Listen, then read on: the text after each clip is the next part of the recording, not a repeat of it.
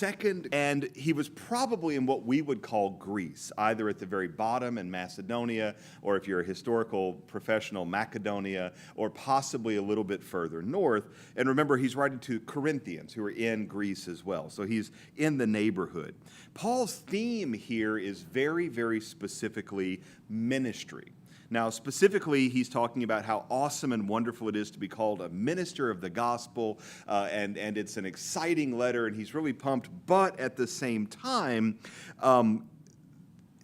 but then new drama showed up, and if we're really being honest with ourselves, this is probably 3rd Corinthians, because there's definitely a so in 1 Corinthians, right, Paul sent off his letter saying there's drama, here's how to respond to all the things for this new little community of Christians. Well, Paul's advice was taken, and the problems in the community we have evidence of was cleared up pretty well, but the new problem is that some Jews have arrived from out of town, and they don't like Paul personally. Now, that talk where people get their quality news, that didn't have any slant or bias. And so all they knew was that Paul was this jerk who, had done all these jerky things. And now here he is preaching Christianity. Is it a scam? Is it a lie? We don't know. So it's not like these Jews are bad folks, but they've arrived in town and they're saying that Paul, what a jerk. You don't want anything to do with him. Now, we know that no one ever has had bad things to say about their pastor in private, but let's assume that can happen, that people would complain about their pastor. And so the main complaint that arises, or the one I should say that gets grip in the community, is not that Paul was a jerk back when he was in Jerusalem, but that Paul never met Jesus in person. And of course, all of these people in Corinth who are like, hang on. So this is where the drama really begins to arise.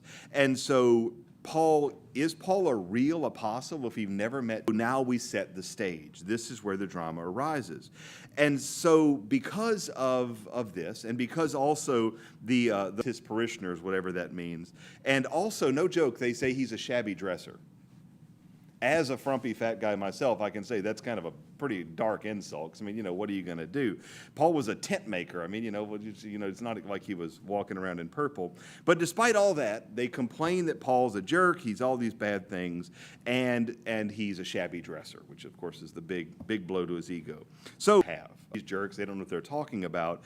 But now he's got to write some kind of catch-all letter that's going to put all these responses together, and so we have this kind of come to Jesus letter where he's going to take his time and address these issues that are leveled against him.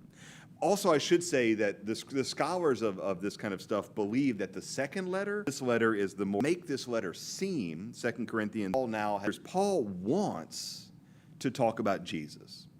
Paul is not interested in talking about himself. He's not even super, in fact, as they don't like me, they don't like me. What am I going to do? He really has to kind of have a good reputation. His reputation has to be intact. And having been, I'm the representative of the gospel in this community, so I have to fight. It's a tough place to be in. So that's what Paul is trying to do in 2 Corinthians. If you remember back in 1 Corinthians, he's got a new community of people who are asking a bunch of specific questions about how to follow Jesus. And so Paul writes this kind of wonderful, loquacious explanation of all these different matters that they're interested in, reputation. And so, letter. And that's important because a lot of Paul's other letters, Romans especially, feels like he starts at point A and he makes his way very logically to point B, and that letter feels you guys have a good afternoon. Here, though, because the complaints being made about him are so distinct, it really feels like, okay, I'm just going to have to go point by point down this stupid argument, and once I get done with this one, we're just going to stop cold, start a new page, and it feels a lot like that. It's a lot statement, but it is salty, and it is sarcastic, and for somebody who really appreciates that and whose confirmation saint is Paul, I like this. It makes me very happy. And so, for what it's worth, Paul is angry, he's frustrated, not so much because he's been insulted, but because Jesus is passionate letter that he's checked in with Peter and the gang, he's had the whole... So Paul is, first of all, just kind of swat that down. Are Paul's basic self-defense. You said this, and you're this talk. And this is one of the most uncohesive sections of the entire New Testament where Paul is like, listen, having said all that, I'd love to you to fill out the envelope in your pew and send a few dollars to the church in Jerusalem because they're in need. And it really does feel like Jerusalem is in need, and if we've got to put our money where our mouth is kind of thing. So chapters 1 through 7 are this kind of very kind of salty section. Chapters 8 and 9 are a commercial. And then the whole letter, Scripture, but it has a very, very different feel than most of the other letters. And I want to say kind of a brief word about the underlying, get into an novel and so on. In the Old Testament, you sort of the injustice to his reputation, again, for the purpose of for the reason that it's shortchanging Jesus. But is it okay to rage for us as Christians? What matters? If I have to suffer, or if Paul has to suffer, an entirely private, entirely secret injustice, then he can try to fix that injustice, he can try to bring justice to it, but it really is the definition of take up your cross and follow me. So something happens totally private, right? You make a private arrangement with someone that they're going to give you X number of dollars in exchange for your old car or for whatever, and your grandmother's biscuit recipe, and then that person doesn't pay you. You don't really have any room to rage against. There's not a forum in charity for public outrage. But, and Paul kind of alludes to this, if Paul is treated with injustice in a public way and he represents something more than himself.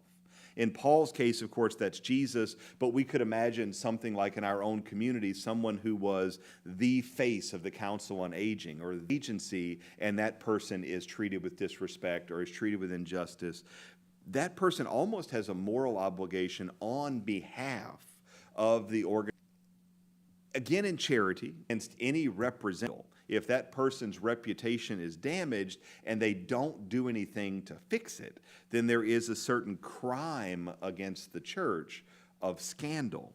And so we've, of course, seen this a lot in the last 30 years in the American church, but it is something that raises a little bit of a question about why Paul can or should rage out, especially in those last 4 chapters, against the damage being done to his reputation. And of course, here we see that the reason is because Jesus is the one being shortchanged, is with the nonsense.